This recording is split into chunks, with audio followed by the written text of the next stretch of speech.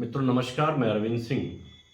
एक बार फिर महाराजा सुहेलदेव राज्य विश्वविद्यालय चर्चाओं में आ गया है और ये चर्चाएं इसलिए हो रही हैं कि कल जो महाराजा सुहेलदेव राज्य विश्वविद्यालय का जो कैंपस है, जो अस्थाई कैंपस है, जो डीएवी पीजी कॉलेज के कैंपस में बना हुआ है, कल वहाँ जो शिक्षक हैं डिग्री कॉलेज के, सेल्फ फाइनेंस के, एडेड कॉलेज के, वो सारे शिक्षक संगठन और शिक्षक धरनारत थे और वो उनको समर्थन देने के लिए पूर्वांचल विश्वविद्यालय के भी शिक्षक नेता आए थे, अन्य जगह के भी जो नेता थे शिक्षकों के, वो आए हुए थे। और सबसे बड़ी बात है कि इस धरने का जो अनिश्चितकालीन धरने की बात हो रही थी, उस धरने का मेन जो मोटिव था, इस धरने का जो मेन मोटिव था, ये था कि जो पूर्वांचल विश्वविद्यालय से अलग होकर जो नव स्थापित महाराजा सुहेलदेव राज्य विश्वविद्यालय की स्थापना की गई और जिन उद्देश्यों को लेकर इसकी स्थापना की गई, जितने संघर्षों के बाद इसकी स्थापना की गई, इसको लेकर आजमगढ़ ने कितना संघर्ष किया और आजमगढ़ ने किस तरह से सपना देखा था कि एक हमारा राज्य विश्वविद्यालय हो और उस राज्य विश्वविद्यालय में इस तरीके की पढ़ाई लिखाई, इस तरह की व्यवस्थाएं हों कि वो एक विश्व स्तरीय विश्वविद्यालय बने। और मुझे लगता है कि इसको लेकर एक संघर्ष हुआ, एक लंबे संघर्ष के बाद ये विश्वविद्यालय का स्वरूप आया और तमाम सरकारें आती गई जाती गई, लेकिन योगी सरकार ने उसकी आधारशिला रख के आजमगढ़ के सपनों को पंख लगा दिया।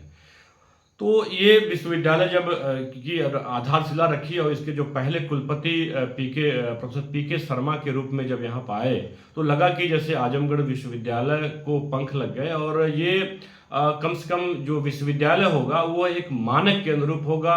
यह एक मानक सिर्फ इस रूप में नहीं कि वहाँ पढ़ाई लिखाई किस तरह, यह इस रूप में होगा कि यहाँ पर ऐसे स्नातक निकलते हैं, ऐसे विद्यार्थी निकलते हैं जो देश और दुनिया को एक दिशा दे सकेंगे, जो हर फील्ड में, लगभग हर क्षेत्र में वो अलग अलग तरीके से आगे लीड कर सकेंगे।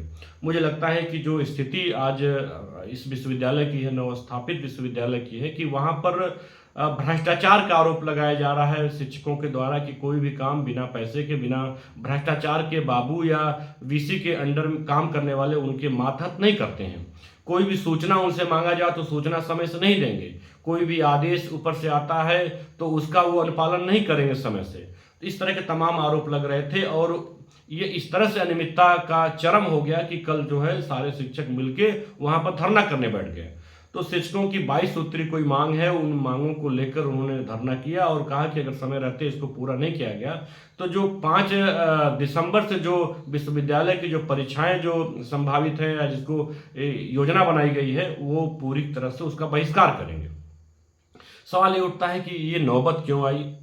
क्या उच्च शिक्षा का जो स्तर है, क्या यही है कि एक विश्वविद्यालय जिसकी स्थापना इतने संघर्ष के बाद होती है, वो सिर मुड़ाते ओले पड़े? अभी ये विश्वविद्यालय तो अभी चलना ही शुरू किया है, कह सकते हैं कि अभी शैशवावस्था में है और वहां पर इस तरह के भ्रष्टाचार के आरोप लग रहे हैं, खुद बीसी पे आरोप लग रहे हैं, फिर खुद लोगों से बदतमीजी से बात करते हैं, लोगों से मिलते नहीं हैं, लोगों को समय नहीं देते हैं। तो इस तरह की समस्याएं क्यों हो रही है? क्या क्या कुलपति महोदय निरंकुशता की ओर बढ़ गए हैं? क्या वीसी को ये नहीं मालूम है कि ये जो विश्वविद्यालय है वह शिक्षा का एक माध्यम है और जो स्नातक हैं जिनको आप दीक्षांत करके जब आप उनको दीक्षित करते हैं, जब उनको उपाधियां देते हैं, तो वो जब यहाँ से जब निकलते हैं नागरिक समाज में तो उनकी एक महत्वपूर्ण भूमिका रहती है। तो आप यहाँ के बच्चों को आप किस तरह की शिक्षा दे रहे हैं? क्या ये विश्वविद्यालय सिर्फ राजनीति का एक अखाड़ा बन के रह जाएगा?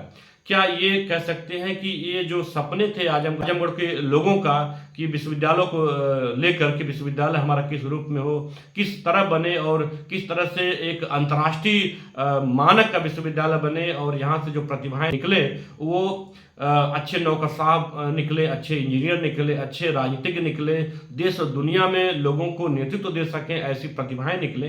तो क्या इन सपनों की ये भ्रूण हत्या होनी शुरू हो गई है? तो ये इसके पीछे का कारण क्या है? मतलब क्या सरकार जो हमारी है, क्या राजभवन है, क्या राजभवन इस बात को इल्म नहीं है कि यहाँ पर क्या चल रहा है? राजभवन क्या इतना कमजोर हो गया है कि वह अपने आदेशों का क्रियान्वयन नहीं करा पा रहा है? राजभवन क्या इतना कृषकाय हो गया है कि उसके जो आदेश आ रहे हैं उसको पालन नहीं कर रहा है अगर कोई व्यक्ति, तो उस पर वो नियंत्रण कैसे करे? क्या वीसी महोदय अपने मातहतों का नियंत्रण नहीं कर पा रहे हैं? क्या वीसी महोदय अपने रजिस्ट्रार का नियंत्रण नहीं कर पा रहे हैं? क्या वीसी महोदय, क्या कुलपति महोदय अपने यहाँ काम करने वाले जो आपके स्टाफ है उन पर नियंत्रण नहीं कर पा रहे हैं? आखिर ये कार्य संस्कृति कैसी है कि भ्रष्टाचार का आपके ऊपर आरोप लग रहा है, आपको तानाशाही का आरोप लग रहा है, आपके ऊपर निरंकुशता का आरोप लग रहा है, आपको किस भ्रष्टाचार में शामिल होने का आरोप लग रहा है? ये गजब की बात है कि आपकी प्रबंधन क्षमता कैसी, उस पर सवाल खड़ा हुआ है। आप पहली बार विश्वविद्यालय जो है वो परीक्षा कराता है पीएचडी की, यानी पीएचडी प्रवेश परीक्षा कराई जाती है, और उस पहली पीएचडी प्रवेश परीक्षा की जो सूचिता है उसको भी विश्वविद्यालय बचा नहीं पाता। ये है प्रबंधन। यानी जो विश्वविद्यालय में जो पीएचडी की पहली प्रवेश परीक्षा होती है और उस पीएचडी प्रवेश परीक्षा की जो कमेटी बनती है, जो उसकी समिति बनती है इस परीक्षा की, उसके जो कोऑर्डिनेटर बनाए जाते हैं, स्वयं उनकी लड़की ही, उनकी पुत्री ही उस परीक्षा में पार्टिसिपेट करती है। ये आप देखिए कितना मतलब अंधेर गर्दी है। ये नियम कानून की धज्जियां उड़ाने वाले लोग हैं कि हम किसी परीक्षा समिति के स्वयं कोऑर्डिनेटर बने हो, स्वयं समन्वयक बने हो, और हमारे अंडर में 2-3 और भी सहायक समन्वयक हो, और हम अपनी पुत्री को, हमारे पुत्र को या हमारे ब्लड रिलेशन को, रक्त संबंधित किसी पाल्य को हम उसको परीक्षा में बैठा दें और मजे की बात है उसको पास भी करा दें।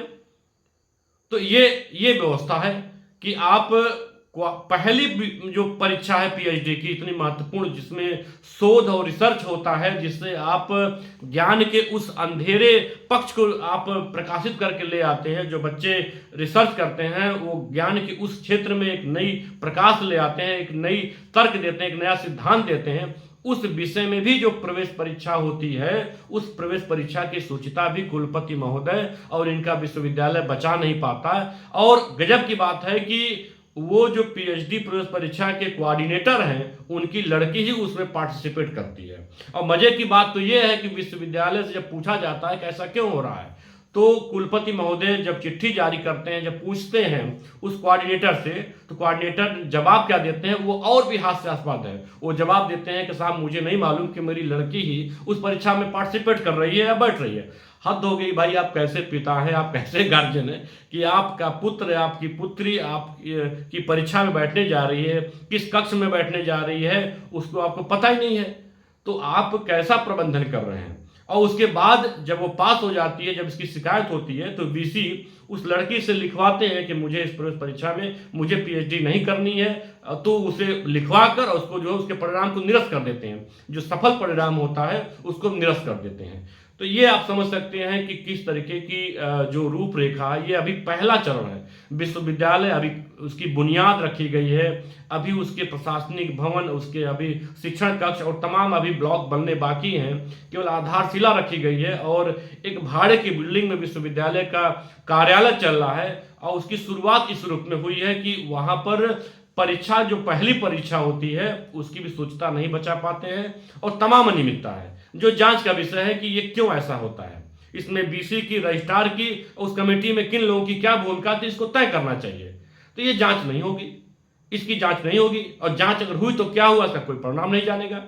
तो ये इस तरीके की कार्यवृत्ति है, इस तरीके की कार्य संस्कृति विश्वविद्यालय की है। तो जाहिर सी बात है ये अराजकता को आप जो है स्वयं जो है आप बुला रहे हैं।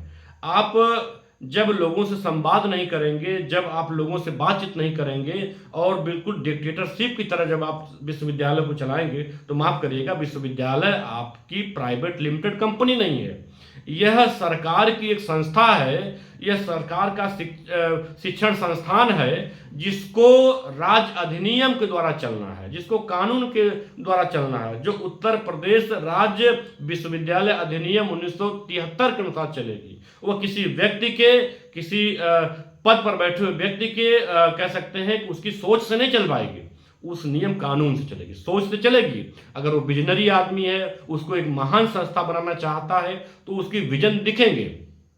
लेकिन सिर्फ आप एक कोरम पूरा करके इसको सोचते हो कि नहीं हमको बस 3 साल रहना है, 4 साल रहना है, या हमको रहना ही कितना है, तो ये अगर ये उद्देश्य होगा तो जाहिर सी बात है आपकी यहाँ कोई पहचान नहीं बन पाएगी। अगर आप महान उद्देश्य को लेकर आप आए हैं कि एक विश्वविद्यालय के पहले कुलपति, संस्थापक कुलपति, एक परिकल्पक की हैसियत से मुझे काम करना है, मुझे एक विजनरी व्यक्ति के रूप में काम करना है। लोगों मेरे न रहने के बाद, मेरे जाने के बाद लोग पूछें, लोग जाने, लोग कमी महसूस करें कि नहीं, कोई यहाँ पर कुलपति था जिसने इस विश्वविद्यालय को इतनी ऊंचाई दिया। तो उसके लिए आपको प्रशासनिक दक्षता भी होनी चाहिए, प्रबंधन करने की क्षमता भी होनी चाहिए, लोगों से संवाद करने की बात होनी चाहिए। जब आप बातें नहीं करेंगे, लोग संवाद भी नहीं करेंगे, तो फिर कमियां कैसे सामने आएगी। तो ये तमाम तरह की अराजकता की जो स्थिति है और जो इस तरह से शिकायत हो रही है, जिस तरीके से चीज़ें हो रही हैं, मुझे लग रहा है विश्वविद्यालय को, इसके प्रबंधन को और ख़ास तौर पे कुलपति महोदय को इस पर विचार करना चाहिए कि ये उन सोच से आप ऊपर निकलिए कि ये विश्वविद्यालय के आप कुलपति हैं, तो वो कुलपति का मतलब आपका पद का सम्मान आप स्वयं बढ़ा सकते हैं या स्वयं घटा सकते हैं। अब वहाँ विश्वविद्यालय में आपके खिलाफ बैठ के वहीं नारे लग रहे हैं, आपको भ्रष्टाचार की कहानी बताई जा रही है, तो ये शोभा नहीं देता। आपका जो पद है बहुत बड़ा पद है, कुलपति का जो पद है वो बहुत महान पद है। अब उसको आपके ऊपर डिपेंड करता है कि उस महानता को बना के रखना है या उसको पतित करके नीचे ले आना है। तो मान्यवर, आपको ये चाहिए कि इस विषय पर जरा विचार करें कि जो समस्याएं आ रही हैं, जिस तरीके से अराजकता की स्थिति आ रही है विश्वविद्यालय की, अभी शुरुआत में सब चीज़ें हो रही हैं, तो आगे क्या होगा। तो कृपया करके इस पर विचार करें।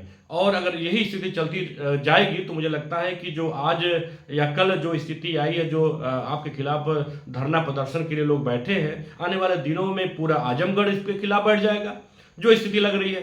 तो ये जो भ्रष्टाचार की जो सुगबुगाहट आ रही है, जिस तरह से चर्चाएं हो रही हैं, जिस तरह से भाषणबाजी हो रही है, जिस तरह से आरोप लग रहे हैं आपके ऊपर, ये चीज़ें अगर जनता के बीच में जा रही हैं तो इसका अच्छा परिणाम नहीं मिलेगा।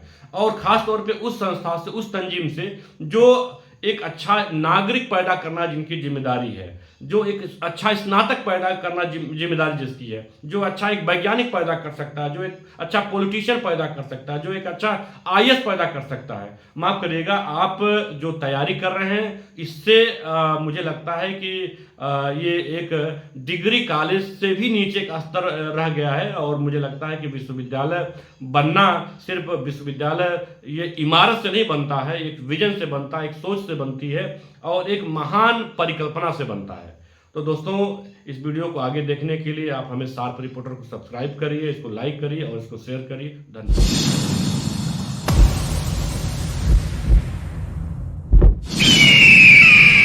आप देख रहे हैं शार्प रिपोर्टर।